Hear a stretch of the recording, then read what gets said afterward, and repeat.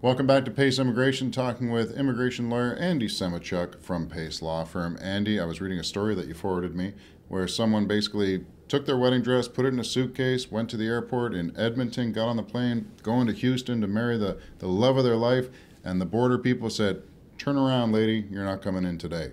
What happened?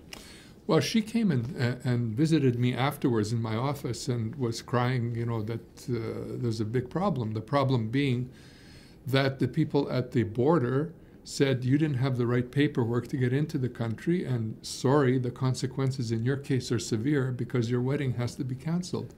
And the difficulty was that they said that she should have applied for what's called a spousal visa in advance to make it possible for her to come down and get married to the U.S. citizen and go that route. Now, I remember a long time ago someone told me about fiancé visas, quote unquote. I didn't know that they were still in existence. How does that work when someone wants to you're not even married yet, but you're going down there to get married? What should people do before they leave, paperwork-wise? Okay. Fiancé visas still exist in the United States, but they no longer exist in Canada. So people going to the United States can use the fiancé route, but I don't advise the fiancé route for people, generally speaking, from Canada. Perhaps from overseas it makes sense, but from Canada it's quicker just to get married and then do a spousal sponsorship than it is to go through the fiancé route, wait the time period necessary, and then have to redo everything again to be landed and get the permanent residence in the United States. So, in short, with respect to fiancé visas, I recommend them for overseas, but for people going into the United States, which is the only country that uses the fiancé thing, I don't recommend using them by and large. Is it easier for people to get into Canada in order to do the whole marriage process, or is it easier to go into the United States and do it? In other words, if a Canadian, let's say, forget about overseas for a second, if a Canadian's marrying an American, and of course vice versa, should they do it in Canada or should they get married in the States? It's equally easy if you do it right, whether you marry in Canada or in the United States.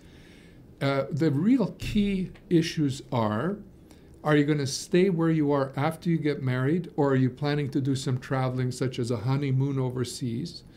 And do you want to stay with your spouse even though for a while you won't be able to work?